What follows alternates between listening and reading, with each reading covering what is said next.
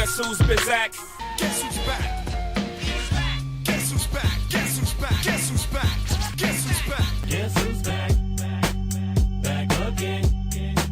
Guess who's back? Guess who's back? Guess who's back? Guess who's back? Guess who's back? Guess who's back? Guess who's back? Aaron Gymnastics, we're back!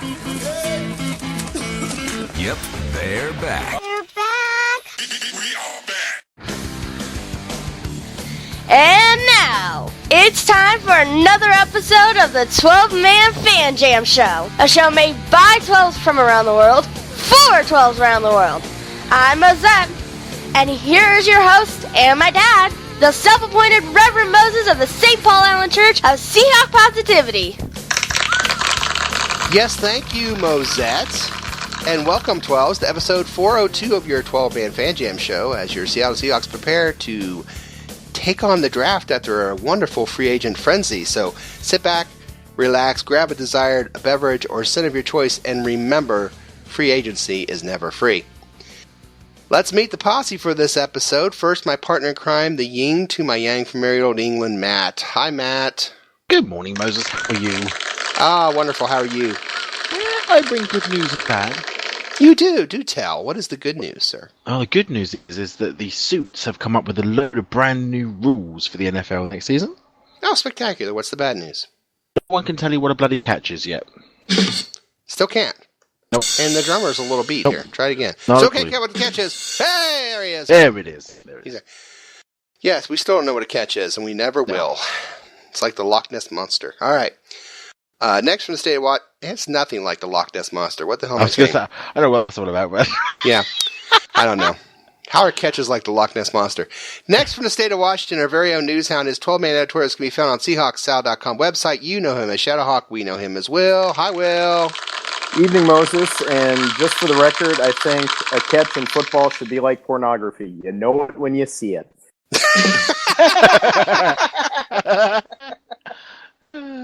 Oh, my God. If you see it too much, you go blind? Is that the... Well, you do Catch grow it hair too on much, your your palms, hands get so- hairy. I don't know. Yes, Moses. How did that work out for you? We'll talk about that later. Also, from the state of Washington, our friend Dustin. Hi, Dustin. Hey guys, glad to be back. Fun if you're out there to listen to a public service announcement. I know the new Batman vs. Superman came out. If you go to see that, you can leave when the credits start. There is no scene at the end of it. My kids made me stay through the entire freaking thing. There was no scene. So what you or were even saying better, is it just wasn't don't a very go. good movie. yeah, exactly. Yeah, they could have done better. Missed opportunity. Dustin is a film critic now. We would do that. Film critic Dustin with his reviews. Leave after. Now, why would you go in for the opening credits and then leave? The closing credits. You Oh, I can think leave it's when the opening closing credits. credits start. But they. Oh, okay. Oh, I see what you're saying. Yeah, There's it's no, not like- a Marvel movie. No No, goofy go after outtakes the or opening anything. credits. Trust me, you won't. I was gonna miss say anything. you might not want to go to the opening credits. Sounds like. Yeah, it was a missed opportunity. It felt like Missed Super. It felt like opportunity. they could have done an awesome job. It felt like Spider-Man 3, where the studio made him do way too much and the story sucked. That's just, yeah. Moving on. It's a missed opportunity. I love that. It's like I could see you up on the podium. You know, we thought we had a really good movie. It's just a missed opportunity. I don't know. Dude, there was so much great material and storylines they could have gone with and not threw in casting. But yeah, just like you said, that's another show for another time. Indeed, The movie didn't turn out quite the way we planned, but we're looking forward to the superhero draft next year. Yeah. It just didn't turn out the way we wanted. But- Aquaman's going to Cleveland. Jesse Eisenberg does not belong in superhero movies. Ben Affleck is going to Buffalo. All right. Oh my God, guys, it's been a Great long draft. time. It's been such a long time. But let's go ahead and get to this show. It's been just too long. Episode 402. This is run just like a real NFL football game. We have 4 quarters and even a halftime. Quarter 1, Will catch us up on the news. We have a special Russell Wilson edition of Caption That Picture. We also have a News Bizarre story that I'll be sharing later, as well as a special top 3. So a lot going on in the first quarter. In the second quarter, we're going to look at the free agent frenzy and who we lost in the free agent frenzy. At the end of the second quarter, we'll have a special in memory of those we've lost. Also, at halftime, we have the best Seahawk-themed play-along game on the internet. It's 12-Man Fan Jam Show halftime trivia. And then in quarter three, we're going to have free agent gains and re-signs and talk about who we now have on the team or who returned to the team through free agency so far. And in quarter four, we'll look forward to the future, the best of the rest.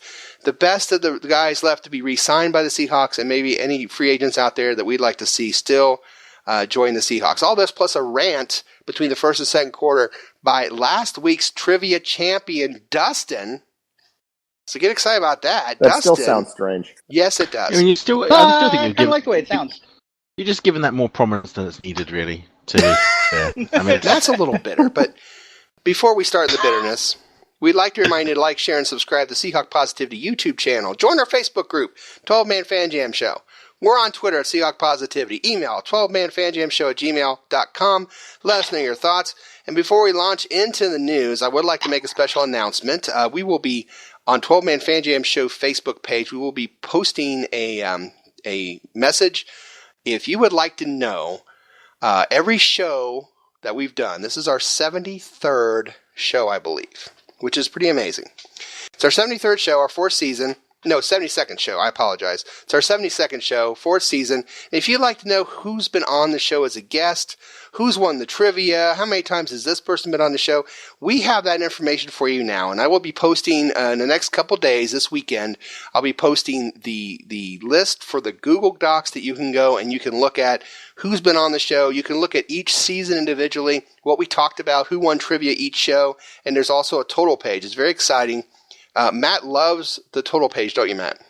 I love the total page. It's great. It's fantastic. It's great because we've had, as I look at it right here, we've had 40 trivia games, and Matt has won 20 of them, which is 50-50, spectacular. I would have guessed 35. Yeah, I would have guessed 35. But you can see, and also... but this is why you never win trivia, well, you always go over. Well, yes, but still.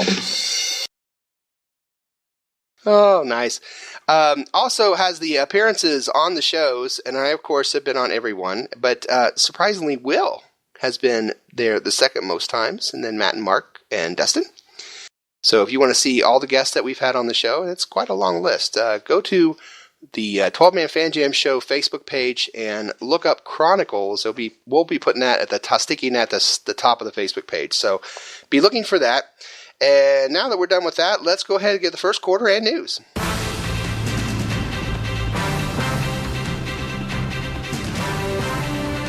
Yes, here to catch us up on all the news since we were recovering from spring break.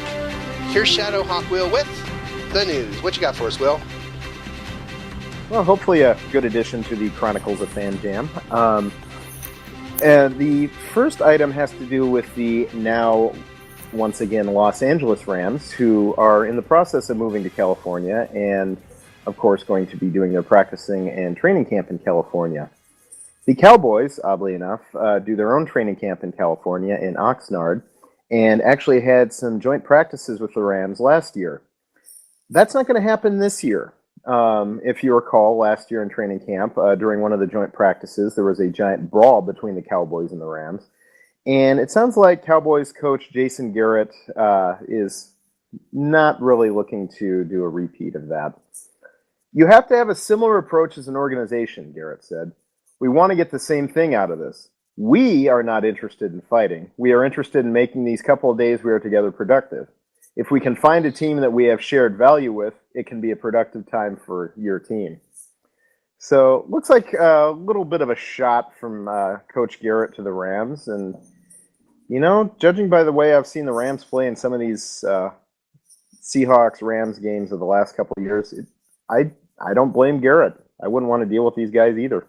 No, I don't either. Yeah, I kind of do blame Garrett because I do blame Garrett. Their team's pretty good about not showing up and putting up a fight, so that does not surprise me one bit. Granted. Oh, that was good. That was well done. So they're looking for somebody to play nice with, I guess. Who would play nice with the Cowboys? Is there anybody that would play nice with the Cowboys? How goes? Yeah. Oh, maybe they can find Arena League to play. I don't know. I got nothing. I'm pretty sure the Mist would kick ass, so I don't know. It's Seattle's lingerie football league team. They played nasty. I'd pay money to watch that. I would too. Mm-hmm. Because you know they'd kill him. Well, But surely, if it's all about playing nicely and not fighting, can they not play one of the Canadian Football League teams?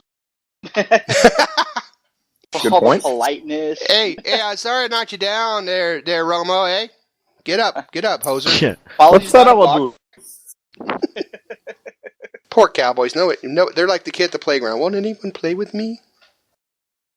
Play nice with me. Don't be mean like the Rams. No. Well, I don't feel sorry for them. You're right. Do you know what, that's the new voice of the Cowboys, isn't it? That's got to be the new voice of the Cowboys. What? You ever gonna play with me? Play with me. You do the Cowboys. Go Cowboys. We used to call them rubbish. You used to say they were rubbish. The Cowboys were rubbish. Rubbish. Well, when the Des Bryant storms off the field, I don't want to play this game anymore. I want to play. They hurt my heart. They hurt my feelings. That was a catch. Why are they always beating up on a quarterback? That's not very nice. Oh, God. Quarterback. Excuse me, Mr. Referee. I think that was a little too violent. Yes, he hurt me. Oh my God! You know who we need to do this? We need to get the guy who does the voice of Winnie the Pooh. Oh, yeah. Wait, or Droopy. I don't like you. Officer Dibble. So the Cowboys are wimps. All right, we figured that out. Will, what else you got for us to figure out this evening? Well, Moses, maybe you can help me figure out why NFL players seem to be so forgetful of late. This is actually a dual story involving two separate players. Did you hear about the news item last week where a North Carolina man was arrested for failing to return a tape of Freddie Got Fingered to the Blockbuster? Yes. No. He had rented the tape in 2002, forgot about it, and there was actually a warrant out for his arrest. Yep. What? Wow. Well, That's awesome. Patriots wide receiver Julian Edelman, better hope there's not a warrant out for him. He posted a picture on Instagram of a Blockbuster package from an Xbox game called Rainbow Six 3 Black Arrow, which he rented in 2004 and forgot to return. Oh, goodness. In a bigger story, there's still Blockbusters out there. I had no idea. Well, there were in 2004. I don't know about now. But Wow. Yeah, where do you return that? There's no Blockbuster. I don't know, but Redbox? former Cardinals linebacker and now Falcons linebacker Sean Weatherspoon did him one better. While he was getting ready to move out, his fiance found a game check from last year that he had forgotten to cash. What? Oh my Entire goodness game check. gracious. Yeah, quote, I vaguely remember getting the hard copy after the week 1 game. I'm not sure why it wasn't directly deposited like all my other checks. I'm currently trying to contact the Cardinals now. So, going off of his base salary of $2.35 million last year, the check would be slightly greater than $138,000. Oh my God. See, this is where you know these people are earning too much money when they literally just I just forgot to cash the check. I didn't Come even on, notice. we've all been there, right? I mean, we're looking around, we're cleaning up. Oh, there's a paycheck I didn't cash. I didn't need it. Oh, yeah. Well, We've all been there. who hasn't? Yeah. $100,000 paychecks. Happens to me all the time. I love spring cleaning. And then Kind of like Dustin that woke scene up. that scene in Caddyshack where Chevy Chase, when she finds an uncashed check for $2 million or something. I guess no one watches Caddyshack. I haven't seen that. Yeah. All right. Well, there's I Caddyshack just- reference for you kids. You should I watch think Caddyshack. there was a gopher in that, right? Yeah, I vaguely remember that. there was a gopher in it. Yes. The I little, just the little. wanna- I tell you, I want to move into Witherspoon's. I wish I had moved into his old apartment. Maybe I could have found the game check. No kidding. Oh, man, yeah. But lucky me, I probably would have gotten Edelman's Xbox game instead. It's an Xbox from 2004. Yep. The Were they even out? original I guess- Xbox game. Yeah. Yeah, Xboxes it would've were been, even out then. Yeah, it would have been technically Xbox One, even though, the current one's Xbox One. But that one was the real Xbox One. It was the first one. Like the original Xbox. Yeah, it's before 360, I believe. God, Dustin is such a geek. I love him. He's been great. This is why we have no girls on the show, people. This is That's why. it right here. Yeah. Yeah, that would be the reason. Who That's needs exactly. them? It's the reason it's Silly old Dustin and his girls. Xbox They don't even knowledge. like Xbox. They're stupid. Xbox and Thundercats. They're That is stupid. Dustin's specialist subject. Hey, don't forget Voltron. Yeah. That's right. The expert in Voltron. Yeah. 5 lion robots. Oh my goodness. Oh gracious. Lord. Will, And you Will, can save erase us with things. your Written in save pencil. us, Will. Please save us. Well, I will do what I can, Moses. I've got a good item involving one of the stars of Super Bowl 50, Von Miller, who, of course, has been franchise tagged, which is a good thing since the man seems to rack up a lot of fines for a rather interesting reason. Last year in the Denver Post, it was reported that Broncos teammates fined each other for farting in meetings. Ah, yes. Von Miller apparently farts more than most of his teammates. Quote, "They can't find me if I get up and walk away," he said. "It's not healthy. I keep trying to tell them it's not healthy if I just sit there and hold it in. Nobody in the world does that. I just do it more than the average person." Well, apparently he wasn't kidding, because even though the football year is over, he's still racking up fines. Only on Dancing with the Stars. Apparently, Miller's Dancing with the Stars partner fines him $100 for every time he passes gas in a practice session. Not sure exactly how much in fines he racked up with Denver or on Dancing with the Stars, but yeah. It's a good thing the guy's going to get $16 million this year. Sounds like he's working through it. He's blowing through it already. There's actual, if I may share, if you can hear this, there's audio of this. Are you ready? This is Von Miller and his dance partner discussing his farting. Okay, I don't watch the show, but apparently this was on the show. $100. That's $100. And now Whitney's finding me for farting. Oh my gosh. That's $100. At this point, I think she's taking advantage of me. How they take a breather? That'll be $100. That's $100. That's $100. I'm gonna start charging for swear words too. I'm gonna be so rich by the end of this. So yeah, he's actually like there's audio of him farting while he's dancing with this girl. She's clearly the next in line for the commissioner of the NFL, isn't she? Well, here's the thing, guys. I don't know. I mean, you have to be really comfortable with your partner. To me, No, I don't know. I mean, Dude's and this is like a literally lady who's a blowing money out of professional his ass. dancer. You have to be next to them. You have to be with them. I don't know. He says his argument is that his stomach will hurt if he keeps it in. I guess I don't know. And hers will hurt if he doesn't. She got to smell that. Right. See, I don't know, Moses. I mean, it's the farting in the team meetings. Okay, I can get that because it's all guys, and guys are disgusting, and I do that as an actual guy. But I was always taught, you hold it in when you're around women. Thank you. And you don't talk about Thundercats, Voltron, or Xbox.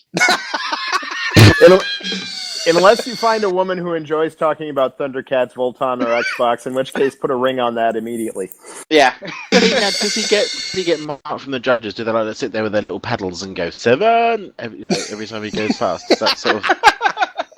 I would think all that extra propulsion would throw him off doing the dance routine. I mean, that could be hazardous. Well, I'm going to say the offsides more like Michael Bennett, right? Yeah, I'm going to say it. I'm going to say it. It's there. I have to. We all knew that Von Miller stinks. So there you go. But it's like jet propelled tango. They're doing the Argentine tango, and he's jet propelled across the floor. This just occurred to me, but maybe that's why Cam Newton was in such a bad mood in that post Super Bowl press conference, because Von Miller was next door and he was farting the whole time. Every time he sacks him, he farts on him. Yeah, probably. Oh my god. Oh, that story stunk. There, Will. I'm sorry. Hey, I thought it was the shit, but what? Oh, thanks a lot, Will. Before we close the news section, I did come up with my own little news story, and it's our first ever of the 4th season, our first ever News Bazaar. How bizarre! How bizarre! How bizarre!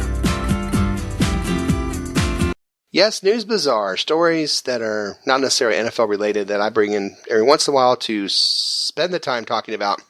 And this one is about April Fool's Day. Now, we are recording this on April Fool's Day. And so I wanted to kind of share that uprocks.com had some April Fool's jokes that people had tried. And this is coming from uprocks.com, not me. So I'm sure Dustin could have told us this or Will. But apparently, Pornhub had a pretty great joke. Yes. Changed. Oh, see, Dustin knows. No, that was Will. Oh, it was Will. Will knows. See, Will knows. See, he knows. I was so quick to jump on Dustin's. But, all right, I'll try not to jump on Dustin. Don't say that when you're talking about Pornhub, please. Yeah, sorry. I won't jump on you. All right, Pornhub apparently transformed its homepage to Cornhub. And then apparently Trader Joe's also partnered with Yahoo to publish an article convincing everyone that the grocery chain was shutting down all its stores by 2017, which is another April Fool's joke, which led me to look into the Seahawks. And if you believe it, they actually did some April Fool jokes. The Seahawks did. And here is the first top three of the fourth season. The top three topic for this show is the top three Seahawk April Fool's jokes. The top three Seahawk April Fool's jokes. At number 3, the Seahawks announce a statue of former owner Ken Behring to be erected in the parking lot. Boo. Yeah, Don't ever do that. That's not funny. No, I'm just saying don't ever do that. Yeah. Public urinals. Yeah. I'll jump on that when I see it. Okay. Everybody jump tonight. All right. Number 2, the number 2 April Fool's prank pulled by the Seattle Seahawks this year. 12th man flag opening day will be raised by Stan Gelbaugh. Can you imagine? Okay, you know, I'd actually get a kick out of that. Yeah, but that I'm would just be sick awesome and because they twisted. show that video. You know, like the great players and, you know, the great things they've done. And they would show, like, you know, quarterback of the worst offense in NFL history. And they show him fumbling the ball. And they show him throwing interceptions and getting sacked. That'd be awesome. I was Stan kind of Gelbaugh, a we little love bit. He did lead Seattle to the win in the Pete Gross Ring of Honor game, though. So he won the one game that year he had to. And then the number 1 prank pulled by the Seattle Seahawks on April Fool's this year. Pete Carroll announced that Jim Harbaugh is the new Seahawk PR director. Nice. So that's your top 3. Something that's not an April Fool's joke is our caption that picture. Yes, caption that picture. We take a picture from the headlines, rip it from the headlines, we make our own caption for it, and this picture is a picture of our beloved quarterback and his fiancée now. Congratulations on the engagement. And her little child and Mickey Mouse, and our beloved quarterback is wearing the goofiest hat. It's got ears on it, and it's got like the wizard's hat. Oh, well, you see it. So, gentlemen, Matt, do you have a caption for that picture? I do. You do? Hey, Matt, caption that picture. Okay. When Sierra invited Russ to enter her Magic Kingdom, Disney World was not what he was hoping for. That was brilliant. I think we already have a winner. I think we have a winner, yeah. Dustin, do you have a caption for that picture? Yeah, it's not good. Well, it's okay, Dustin. Oh, come on now. Oh, Dustin. Quit negging yourself, Dustin. Come on. Come on, man. Tell us your caption. Caption that picture, Dustin. All right. Sierra's baby daddy Future's latest rant will now be about Russell Wilson getting his son a Nike endorsement. You gotta look. He's wearing a Nike shirt. Yeah. You're right. It wasn't that great. Okay. Yeah, I told you. At least the man is honest. Will, have you got a caption? I do. Caption that picture, Will. Moonlighting in the off-season to earn a little extra money. Russell Wilson shows up to Disney World to headline their It Is a Small World After All exhibit. Very clever. I have 2. The first one is not anybody saying anything. It's just a caption for that picture, which is, man, the things men do to get laid nowadays. All right. And the last one is this. This is Russell talking, and he says, "This is the biggest rat I've ever stood next to, except that time I posed for pictures with Colin Kaepernick." All right, He's more of a that, Chuck E. Cheese looking rat, though. So yes, you're right. He looks more like Chuck E. Cheese. All right, that's the end of the first quarter. It's the end of the first quarter, bitches. Yes, coming up, we discuss the Seahawks free agent additions, another award-winning game of trivia. But coming up next, it's the second quarter and a look at losses in this year's free agency frenzy. Right after this 60-second rant by Dustin, coming up next. Well,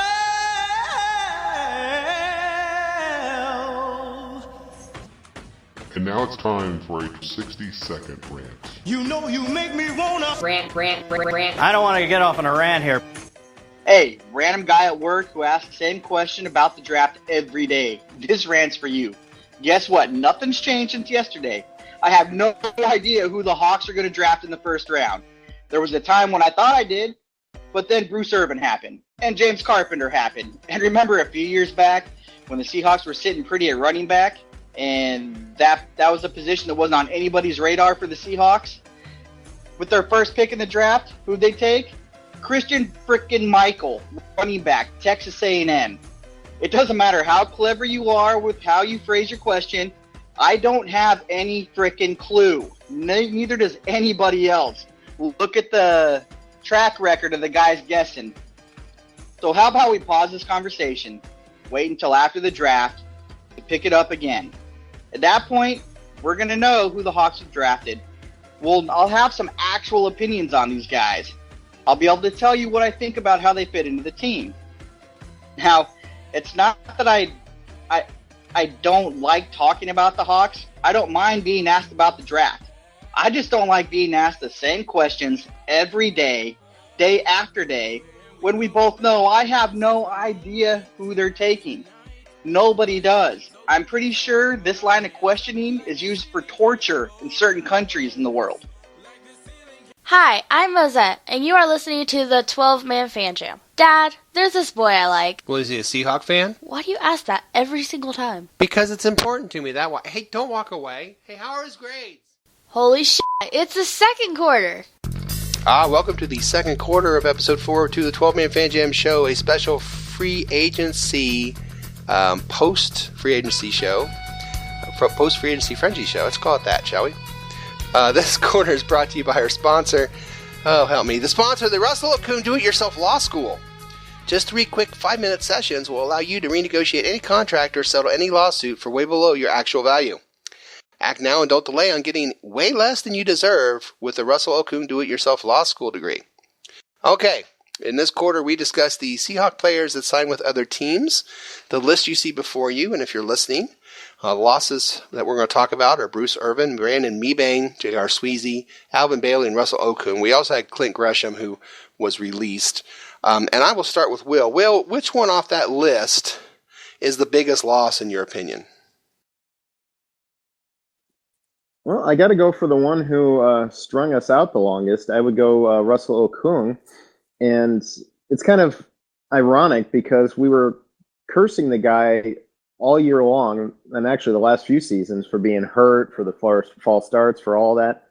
Then it gets to this free agency season. It's like, oh, we got to keep Okung. We got to keep Okung. So I'm not too worried about replacing Okung, but anytime you have a left tackle who is a Pro Bowl caliber left tackle, if he's healthy, big if with Okung, but still, that's something you need to replace one way or another. And until we get a guy out there, until we know for a fact that he can protect Wilson's blind side, it's a question mark. So I think the team was confident in letting them go. I mean, from what I heard, they had pulled an offer.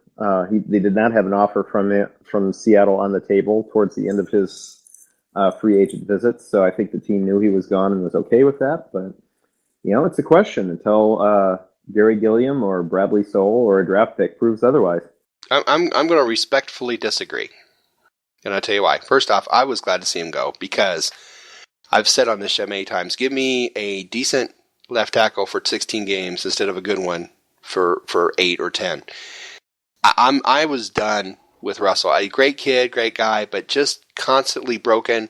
When you have to constantly have a backup, then at that point, you just let the guy go. And that, not only that, and I saw somebody write an article about this I thought was interesting. Because of the way Russell Wilson plays, we need to look at center and guard, I think, more important, even than tackle.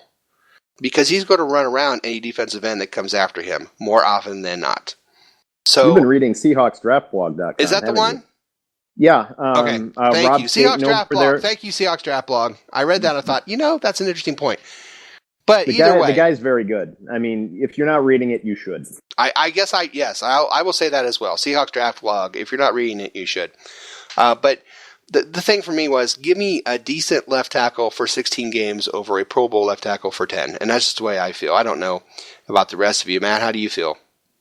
I agree with Moses. I was quite pleased to see him go on a broken, broken, as I used to call him. Yeah. Constantly broken. And again, I didn't read that particular blog, but when you were saying makes more sense with regards to centre and guard. So, it is going to be. I think. I don't want to go into it, but my pick was the largest one of losses for us was Sweezy, because I'd intended, for me, I thought he was going to stay and we were going to lose Okun. I didn't realise we were going to lose both of them. That was what I had planned. So I've had to make a phone call to Schneider and say I'm not happy. But ultimately, that's just the way it goes, Yeah. Win some, you lose some. What about you, Dustin? Are you upset about the losses on the line, or do you have somebody else that you were thinking of? Not really. I mean, Russell Okun to me is the equivalent of a part-time employee. He plays. He plays on average since he's been with the Seahawks. He misses 1 out of every 4 games. So it's kind of like a dude that works, once every 3 weeks. So it's not really something that I'm too concerned about. Offensive line was our weakest spot on the team, in my opinion, and we lost a lot of guys from that unit. That might seem scary, but at the same time, we weren't good. We need something new there. So maybe the new thing will be better. Yeah, exactly. As far as the biggest loss goes, I think Brandon Mebane weighed the most. Pretty sure, but I think, yeah, that was lame. But I think I think Bruce Irvin, honestly, I think he was the most impactful player that we lost, and I'm gonna miss having him out there. Dude was fast.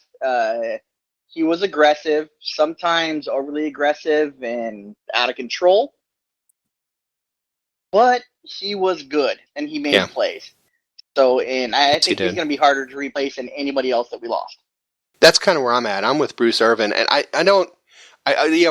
everybody on Facebook and different places are, oh my God, we lost 2/5 of our starting offensive line. And I'm like, these are the same people complaining about the offensive line all year.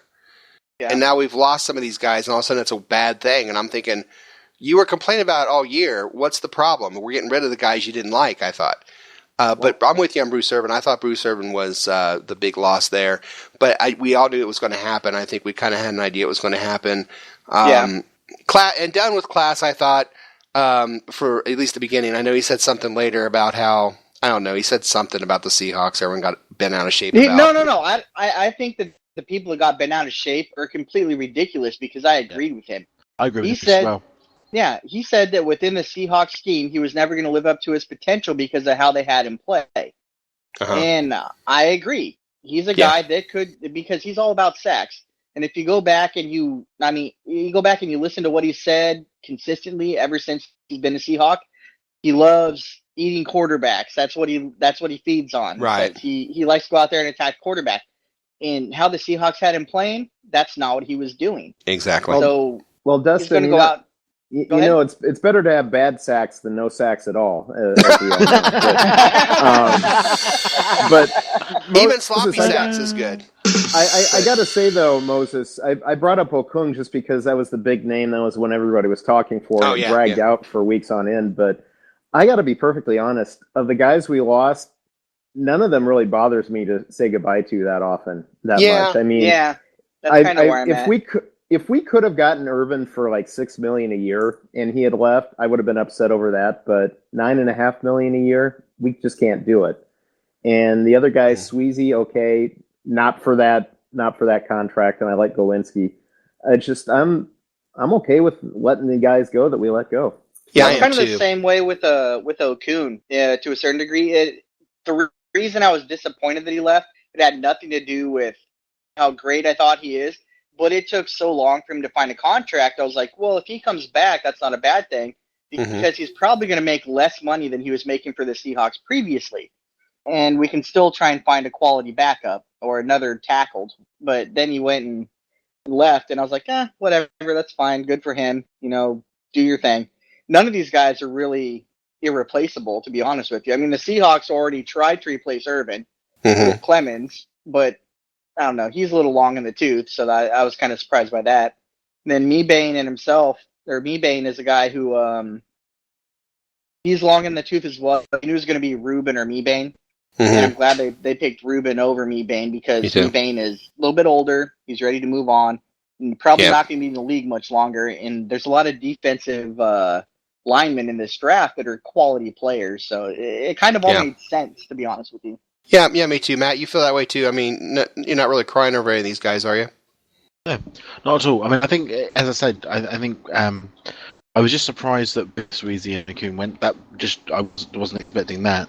But as far as Bruce Irvin is concerned, I think he handled this exit really rather well. He made it perfectly clear to the fans that he was open for the discounts, all that sort of stuff. It simply wasn't going to happen. The amount simply weren't going to be anywhere near. And I think he exited well. And I think Dustin was absolutely right. He did what he said. And as always, some very over the top 12s take it all out of proportion. Always. Mm-hmm. In all fairness, though, Bruce Irvin has said some pretty dumb stuff in the past. Yes, he handled this great. I mean, and I wish him well, and I don't think he did anything wrong here. But I think with Irvin, it's just kind of, there's Irvin again.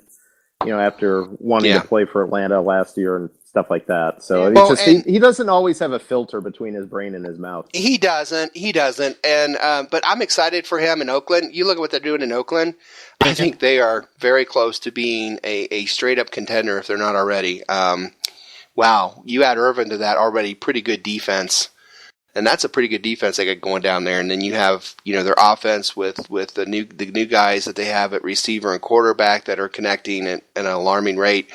They're really building something in Oakland, and I think the best thing to happen to that franchise, I hate to bring it up, so it sounds kind of cold and dark, but the best thing that happened to them was when Al Davis passed away, and they could actually do things without worrying about what Al Davis thought and just do things the right way, and they're doing the right things down in Oakland. I'm excited for him down there.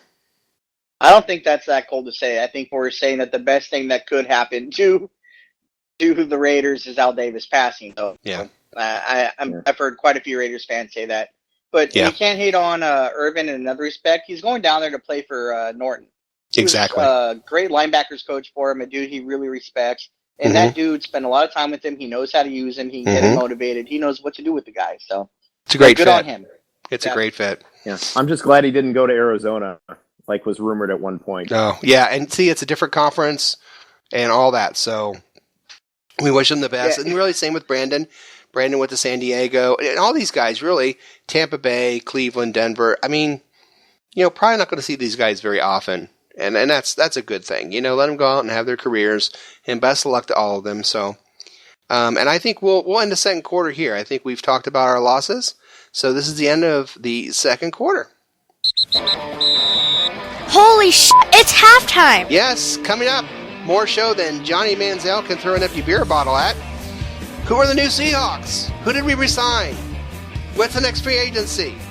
What's this lump on my left thigh? All these questions. But first, before another edition of the 12-Man Fan Jam Show Halftime Trivia, let's take a moment and remember those we lost in free agency frenzy. As we take a final look back at those we lost, we'll be right back.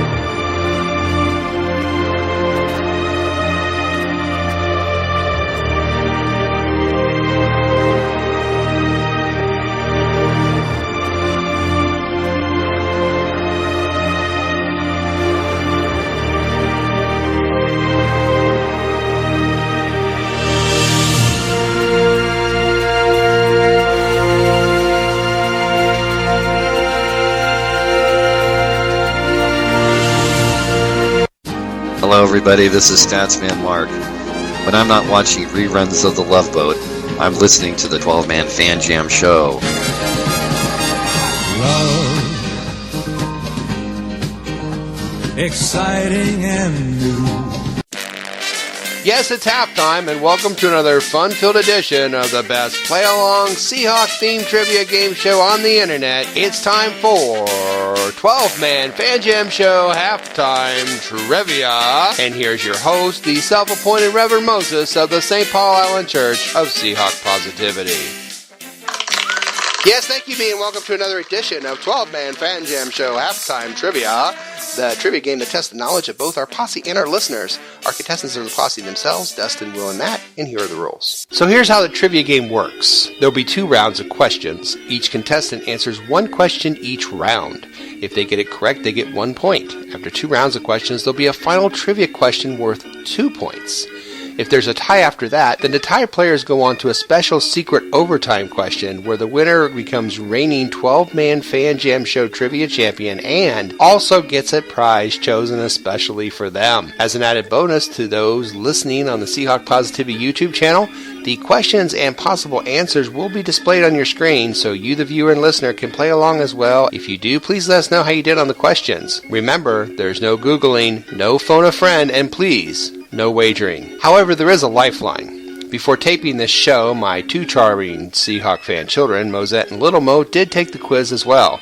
If the contestants want to know what the kids said, they can ask that but once and only once during the entire game show and only in the first 2 rounds. Now let's get ready to play 12-Man Fan Jam Show Halftime Trivia. Alright, those are the rules, gentlemen. Remember, you can ask the kids once every round, or once per 2 rounds, I should say. Dustin was our champ. The first round topic this week is gone. Gone. Free agents gone. So 1, 2, or 3, Dustin. Which one would you like? You don't have any kind of weird special rules about, like, one is about football and well, one's not necessarily about football. The other 2 are about free agent losses. Another one's about another kind of gone. 2. You knew it was coming. What'd you take? 2. 2? Yeah, numero dos. Matt? 3. 3. Will? 4. Sorry, you get 1. Here we go. Cool. Will. Remember, you can ask the kids. Still out there for all 3 of you, and here we go.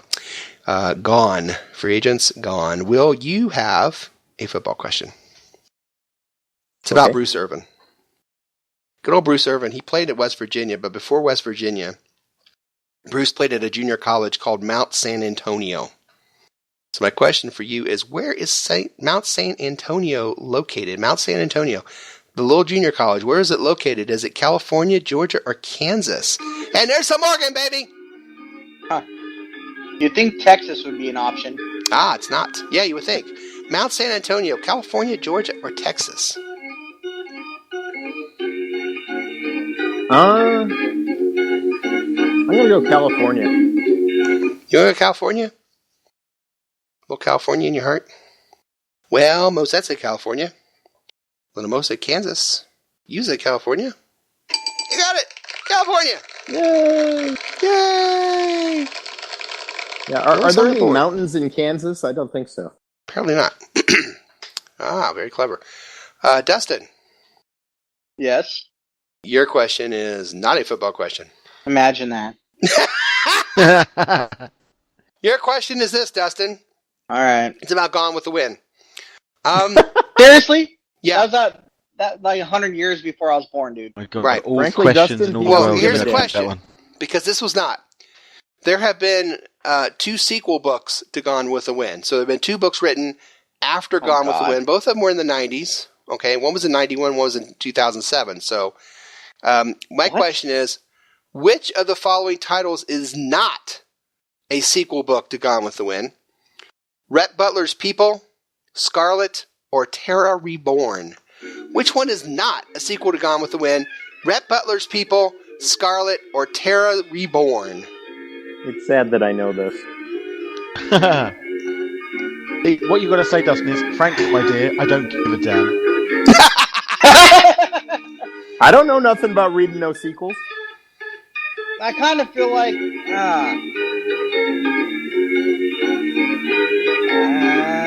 I think you put one in there intentionally to throw me off, so I'm going to go Scarlet. He's going to go with Scarlet. I know What was Scarlet that said? was the main character, but I think you're putting that in there to throw me off. Okay. Mosette said Rhett Butler's People. Well, Mo said Scarlet. Will thinks he knows it. Will, what do you think it is? The third one. That's the name Third I'm one? blanking at the moment. Yeah, you're right. Terra Reborn is not. Scarlet was a sequel, and Rhett Butler's People, believe it or not, was a sequel. Terra Reborn doesn't exist. So Dustin is a big fat 0 going into the second round, and that brings us to Matt. And that's a football question, Matt. Okay. Brandon Mebane. Brandon Mebane was drafted in the third round of the 2007 NFL Draft. What future Seahawk player was drafted before him that same year? Was it Charlie Whitehurst, Tavares Jackson, or Zach Miller? 2007, he was in the third round, Brandon Mebane. This person was drafted before him in that same draft. Charlie Whitehurst, Tavares Jackson, or Zach Miller? Ooh, that's taking me back in time. Please notice I didn't say Heath Miller. So, I'm very proud of myself. Oh, yeah, you know what? That's really good of you, because normally that's what you do. I know, I always did. Isn't it? Sorry, I was talking. Give me the options again. Charlie Whitehurst, Tavares Jackson, or Zach Miller? Who was drafted before Brandon Mebane in the 2007 NFL Draft? I have absolutely no idea. Thinking fast. I will say. You could always ask the kids. I could ask. I suppose I could ask the kids. Go on then. I'll do that then. Let's ask the kids. All right. The kids both said Tavares Jackson. Really? Really? Oh, they're wrong again. They need to get. Honestly, those kids are not doing as well. We need to train them up or something. On that, I think. I'll go with Tavares Jackson. You're going with Jackson too? Now, to be fair to the kids, Jacob was, Lil Mo was 1.5, and Mosette was 6, so they weren't really into the draft. My own age as well, yeah. But you're going with Tavares Jackson was too? a second round guy. You're going with Tavares Jackson? Yeah. Okay. No, it was Zach Miller. He was in the second round. It was Zach Miller. I said Zach at the start as well. Zach went in the second round. Wow. Well, Will has a point, and Dustin and Matt do not. So we go to round 2, and the questions now are free agents, welcome back. Free agents, welcome back. There'll be one question. Obviously, it's not a football question. Will, what question would you like? 4, 5, or 6? 4. Will, I told you I wanted 4. Yeah. Dustin, 5 or 6? First, I just want to point out that this is the 4th round in a row where Matt has not scored a point. Wow! I'll take 5. Take the gloves He's coming off. for me. He's coming for me. That's fine. I tell you, I'm putting my second stringer there. It's fine. That's the way it works. I haven't put a hat on or nothing. We're going to separate you guys. Put a hat on or nothing. That's awesome. I'll take whatever's left, Moses. What did Dustin take? Whatever one is one not right a football after question, Will. probably. Oh, okay, you take Dustin 5. took Okay. 5.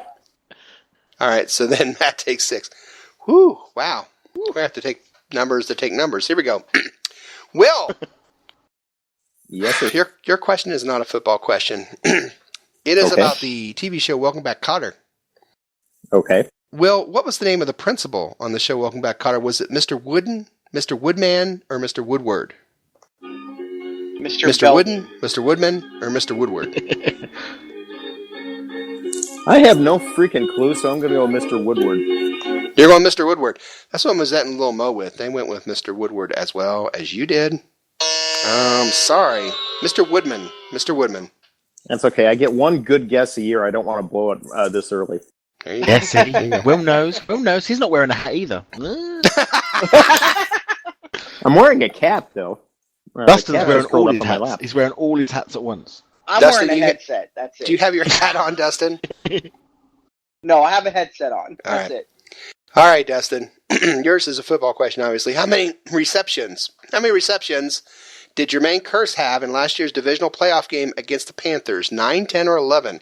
How many receptions did Jermaine Kearse have in last year's divisional playoff game against the Panthers? 9, 10, or 11? Oh, shit, I don't know. 10? Oh, shit, I don't know. 10. Well, Mosette and Lil Mo said 10. You said 10. It's 11. All right. That's bad, right? Yeah. This leaves Matt. The kids are having a rough night. The kids are having a rough night. They're not the only Matt, ones. Yes. you've already asked the kids, so you can't ask the kids. But I know. here's your question. John Ryan was a punter in the CFL before he came to the Seahawks. He also punted for some other teams in the NFL, I think. But what CFL team did John Ryan punt for? Was it the BC Lions, the Calgary Stampeders, or the Winnipeg Blue Bombers? It was the Winnipeg Blue Bombers. Wow. Boom. You know, Mosette and Lil Mo said Winnipeg Blue Bombers. They haven't had a good night. But they did this time. Wow. That's the first point in 4 games. You actually knew They that only one. know that because you guys are close to Canada, Dennis. Yeah, damn Canadians. I know. All right. We're actually closer than they are, Dustin. Yeah, I you am actually not. are. I'm in South Washington. Way different. Okay. Well, we can bicker about who's closer to Canada. Let's say we're all too close to Canada. Okay. Now comes the final question. Our score: Will and Matt with 1, Dustin with 0. But our final questions were 2 points, so it's still very much anybody's game. This will be the closest person without going over, and if everyone goes over, the closest one to the number will be a number. We will go with Will third, Matt second, and Dustin first. So it will be Dustin, Matt, and Will. And here's your final question, gentlemen. How many yards did Christine Michael rush for as a member of the Seahawks last season? How many yards did Christine Michael, rush for as a member of the Seahawks last season? Dustin. Oh, hell, I gotta remember what week he was drafted, or what week he was brought back. Oh no, 357. 357? Sure. Matt. What did you say? 357. So He said 357. Yeah, I'll go 400. Matt will go 400. And Will. I'm going to go 230. 230. All right, so we have Will with 230, Matt with 357, or No. Dustin No, with no, 357, Yeah, thanks. and Matt with 400. Yes. The actual yards that Kristen Michael ran for as a member of the Seahawks last season was 192. Oh, yeah. Which means the winner took it all, and that's Oh, Will. yeah. We have a new champion, Will. Congratulations, Will. Thank you. How you feeling, Dustin?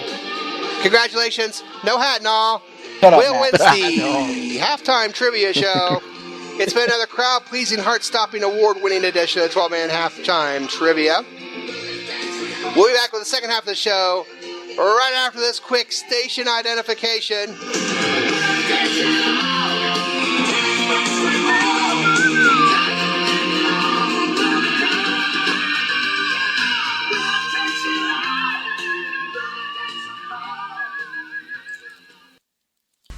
You're listening to the 12-Man Fan Jam on the Seahawk Positivity YouTube channel. Holy shit, it's the third quarter. Yes, welcome to the third quarter of your 12-Man Fan Jam show. Hey, you.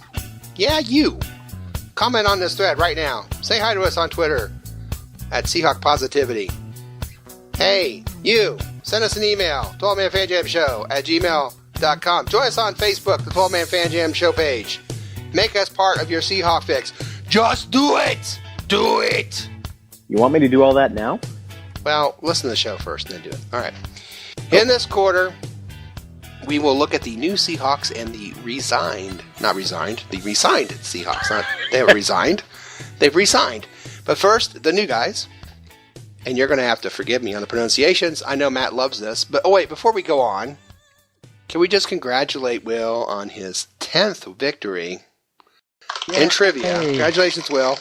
Can I Thank say you. Thank you. welcome to double digits? Yeah. Why, thank you. There's a jacket coming in the mail for you. Go with the hat. We'll go with a hat. All right. Now let's talk about these free agent gains. There they are. Bradley Sowell, Jamarcus Webb, and Silver Siliga? I don't know. They're very hard names to pronounce. And I know that the first thing I'm going to have to do is figure out how to pronounce their names. But after we do that, let's talk about these guys. It's a guard, it's a tackle, and it's a defensive tackle. Not really the big names that we expected, Will, is it? Well, it's what I expected. I mean, it's what this team, generally, if this team is going to make a big splash, it's going to do it via trade. They don't usually go after the big name free agents because they like getting the compensatory picks. I mean, we have a third round comp pick in this year's draft because we let Byron Maxwell go to the Eagles for an obscene contract last year and didn't sign anybody to an obscene contract of our own. So yeah, it makes sense. I mean, this is a team that likes to hit the thrift shop. They go thrift shopping with Macklemore. Get some guys who can come in, be good role players for them, and then concentrate on building through the draft. So this is pretty much exactly what I was expecting. Yeah, like me too. Tags. What, Dustin? Yeah, they like popping tags. They like popping tags. Yeah, but Dustin, this is also something they like to do. These are guys that are under the radar. People trading camp fodder. I don't know, but it doesn't seem like they also go out there and kind of throw. They don't like to go into the draft with holes in the team. So they got a guard, they got a tackle, they got a defensive tackle. They kind of cover their bases so that they can draft the best available player, don't they? Yes and no. I mean, I think some of it is they target guys, and if they're available for the money, they'll take them as far as starting position, or even they know they're going to be a contributor. I think Jamarcus Webb's a guy that he's going to be a solid contributor. The dude has played 71 games. He started 71 games. I apologize. Started a few in the playoffs. Sowell is a dude that has moved around a little bit, and I don't know. Their game plan is it's very unique. That's all I can say. It's very unique, and you can't really. You got to trust it at this point. Well, yeah, kind of speaks for itself. Matt, were you upset that they didn't go out and spend a lot of money on somebody? No, not really. Although the last time we've done that, we've done rather well. Like people like Matt Flynn, where we go out and spend an enormous amount of money and then just throw them to the curb. Hey, he called a great coin flip. Leave him alone. Whoa! You're missing a whole free agent class, sir.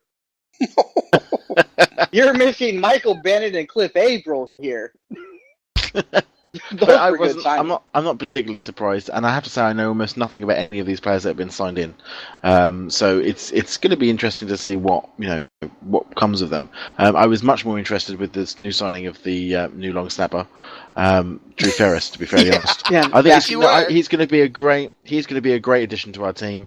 I think he's going to be really complimentary. I think you've got Cooper Helford doing formal wear, you've got Cooper Helford doing beach wear.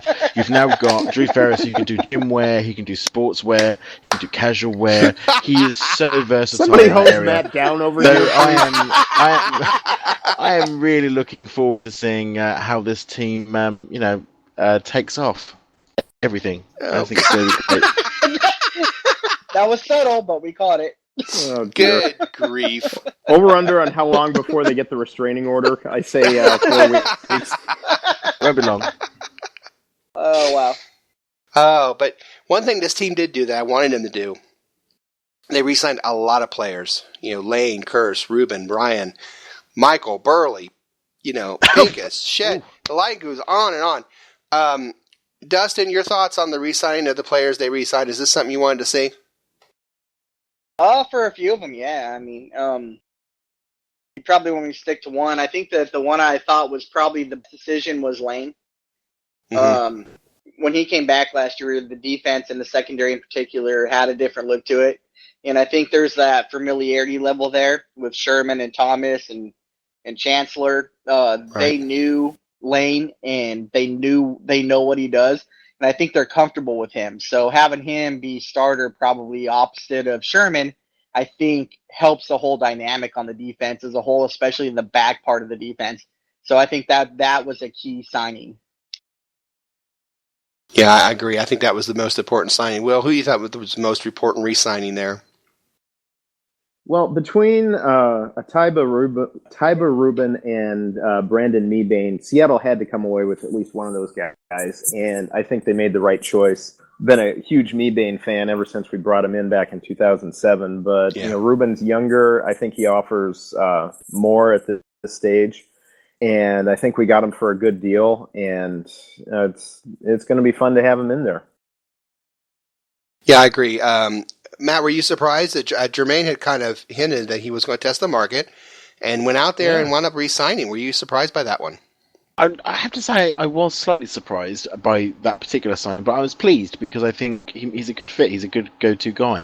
So I think it was great. I was equally really pleased because of his performance when he did come back was Christine Michael because he earned it. That's the man who did the mantra, always compete. And okay, he had an absolutely crappy start with us and dropping balls all over the place and Dallas and all that sort of stuff going on, and then he comes back, he puts his head down, we've got no Marshawn Lynch on the field, we've got none of that going on, and he goes to work, and good on him, good on the black, and I'm really pleased to see him there.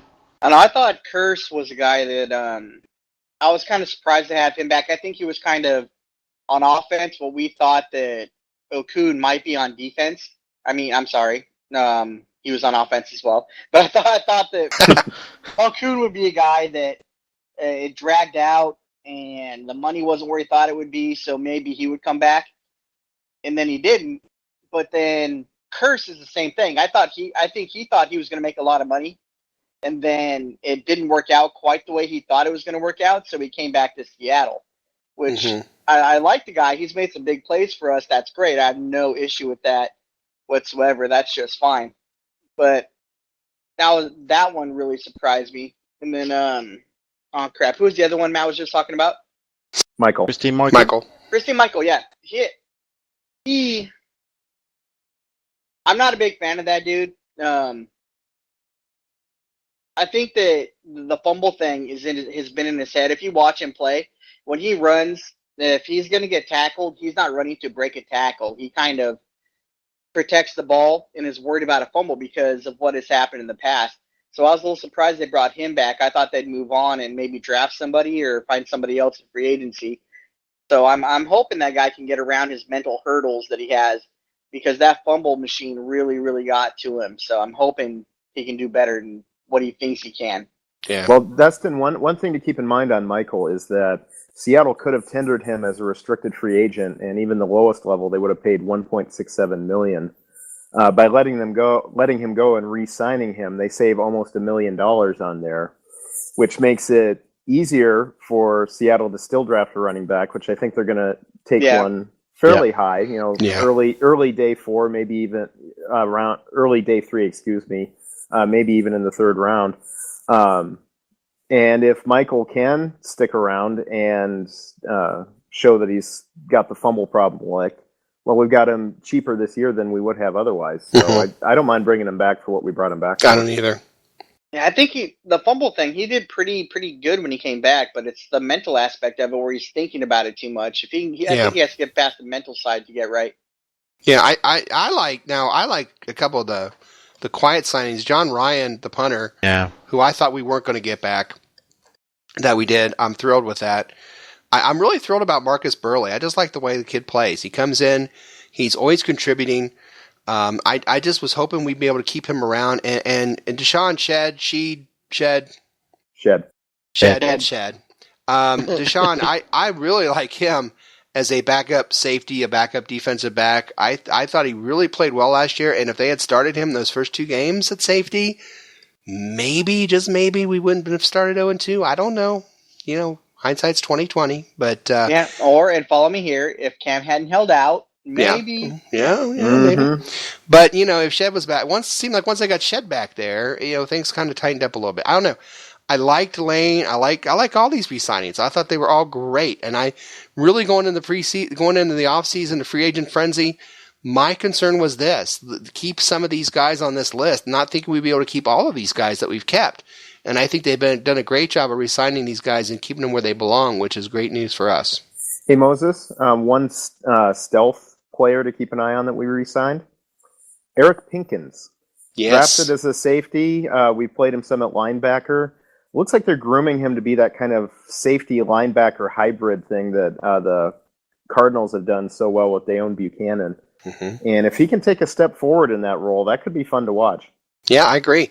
And one signing right before we went to air this evening that happened that we thought was an April Fool's joke, which I don't think is an April Fool's joke. It's not, no. Is Chris Clemens back to the Seahawks, a 35-year-old defensive end, but still can get to the quarterback. Again, just makes things easier on draft day, I think, doesn't it, Matt? It really does. I was one of those who thought, nah, it's April Fools. You're gonna because your time zones are behind me. And I'm like, yeah, they're still doing this whole joke thing. But it's multiple sources and it's not. One thing I do want to say is I did almost get pranked before this back in February. What's the surname of the Jeff bloke who we got from the Stampeders, the wide receiver? Is it Fuller? I believe so. Yes. Yeah, a friend of mine at work turned around and told me that we had signed Jeff Fisher. And I'm like, you are kidding me. This is exactly what she said. And she said, oh, I've just heard you sign someone called Jeff Fisher. And I'm like, you are kidding. You're pissing me because that's not acceptable. wait, she was pissing on you? No, that's a British term. Consenting adults, Moses. Let it go. Let it go. Yeah, it's an R. Kelly Let it term. go. All right, sorry. But yeah, so it was that was one the sort of April Fools that wasn't a month or so before for me, and then I worked out it was Jeff Fuller. He can come be our special teams coach if he wants. I was like, but when she said it, I'm like, all I kept saying is, well, because all I kept thinking was, God, they've moved to LA and he's not going to go with them, so we've signed him, and what the hell have we signed him as? And I was like, what the hell is? I'm not going to LA. You can't make me. I was like, what the hell is going on in the I world? wouldn't. And it was all because she didn't understand. Oh my God. Yeah. Well, Jeff Fisher is not a Seahawk. We will not start any April Fools. No, we will not. But what we will do is we will end the third quarter. It's the end of the third quarter, bitches. All right, coming up the fourth and final quarter of the post-free agency frenzy edition of your 12-man Fan Jam show. And we will talk about the future. Who's still out there that was a Seahawk last year that is still an unsigned free agent or hasn't signed their tender, so to speak. And we'll take a break. We'll be right back after this.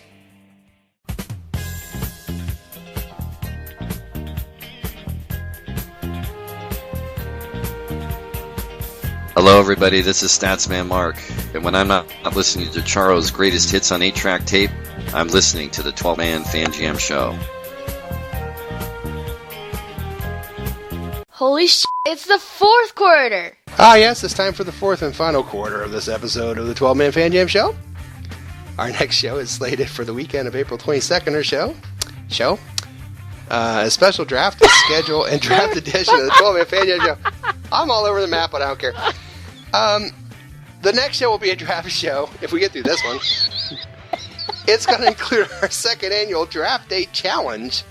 Woo-hoo. So get ready for that excitement, because I know I am. But for the final quarter of this episode, we're going to look at a list of free agents that are still out there for the I heard taking. Von Miller.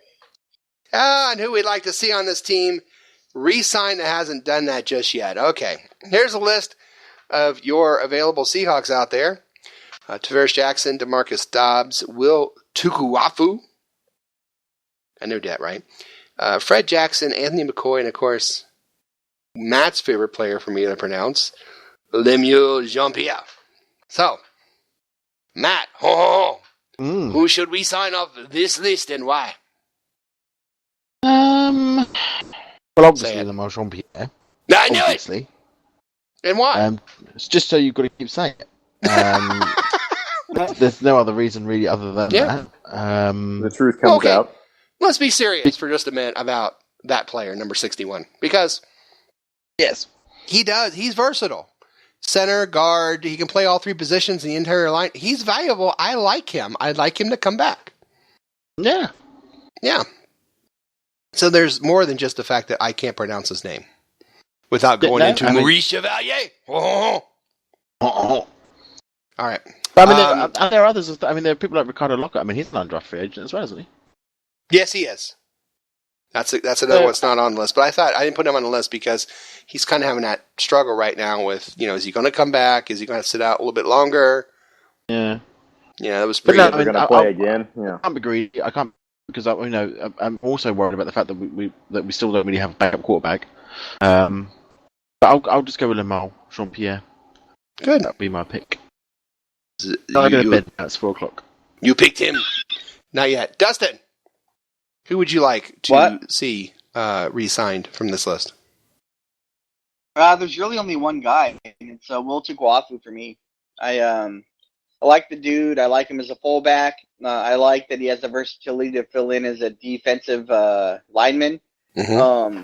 His name is fun to say, just like Jean-Pierre, so yes. Got that going for him. That's the dude. I mean, he's the only guy that I'd like to see them bring back of the list that we brought up. So that's interesting because if I may not call you out, but if I could, my memory serves right. When he first started playing fullback, you weren't real happy with his blocking, were you? No, but he's come a long ways. Believe it or not, people can progress. They can learn things. Yeah. They can adjust. And no, you're absolutely right. I was a very, very harsh critic of that dude because he was whiffing a lot when he first came out. But when he first came to the Seahawks, because if you remember, they signed him off the practice squad. I believe it was the 49ers. Right. And there was a reason he was on that practice squad. But he's really progressed and come into a very, very good player, in my opinion, for his position. And I'd like to see him back. Yeah, I like him too. And, you said he whiffed a lot, so he must know Von Miller pretty well. Right, yeah. Different whiff. Well, you can have at least one fart joke during the show. Will, who would you like to see us re-sign? Well, just for continuity's sake, and because I really don't think he's going anywhere, and will end up re-signing with us after his yearly feudal free agency tour concludes.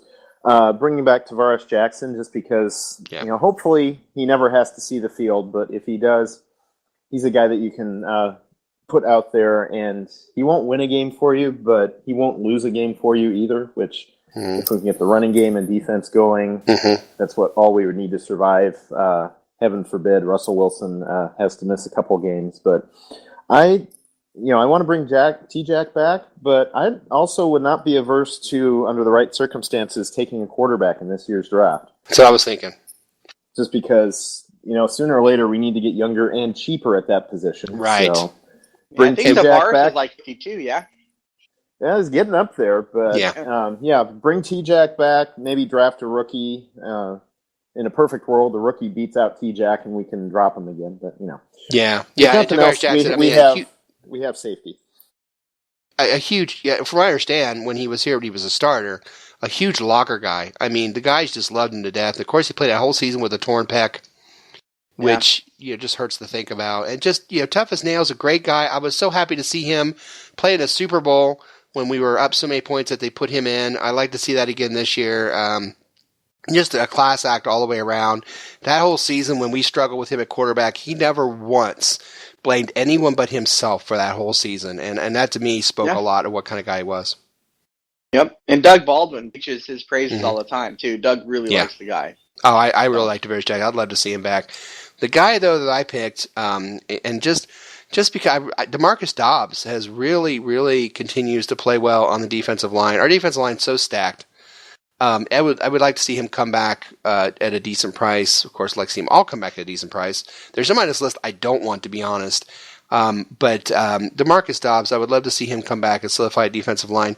Fred Jackson, he did fine as a third down back, but I think that we can go younger and cheaper there, especially if we draft a guy and then we have Michael, we have Rawls, we have whoever we draft, which we'll talk about the next show. But I like all these guys, but I'd like to see DeMarcus Dobbs too. And Anthony McCoy, if he could ever stay healthy, that's the only one I kind of hesitate on because he can't seem to stay healthy at all. So, and we really don't need him at tight end because he just can't stay healthy. He's kind of like Russell Okung a little bit. Well, not at tight end. Not only do we have Matt's favorite player of all time, but that guy they brought in late last year, Chase Kaufman. He seemed like he seemed like he could make a contribution too. So I don't really think we need Anthony McCoy back. Yeah. No, I think McCoy should just part ways from the Seahawks, honestly. Yeah, is there anyone out there that anyone sees that's still available as a free agent that we like see Seahawks take a look at? Johnny Manziel, I think. No, Johnny Manziel. No. Oh, Lord. Aldon Smith? No. Is Alan Curry still available? No, dear Lord. No. Well, No, Nobody really comes to mind. I mean, it wouldn't surprise me if they find somebody I've never heard of and sign them in the next week or so. But I think free agency is pretty much done unless we re-sign a couple more of our own guys. I think they're turning their attention towards the draft, and hopefully the front office is. Hopefully Paul Allen is turning his attention towards extending Pete Carroll and John Schneider's contracts. And love to see that. I'd love to be able to talk about both of those contract extensions on our next show. So, I definitely hope so too. What a great segue! That was a nice segue. Well, we'll talk about those extensions in the next show. Because it looks like now it's time to bring this show to a sad close. We are so glad you decided to waste some time with us in the off season. We hope you laughed a little and maybe you just learned a little something along the way. And what did we learn in episode 402? Well, we learned that Dustin is a film critic. We learned, we learned that Matt needs to be hosed off, and we learned that Will references Deadpool, Von Miller stinks, and Matt was pissed on at work, whatever that meant. So, he works with R. Kelly. So, on behalf of my partner in crime, Matt from merry old England, our news hound, Shadowhawk Will, Dustin as the Beaver, Sheila McRae, Art Carney, good night, everybody, and go Hawks! Go Hawks! Go Hawks! Hawks. Yeah.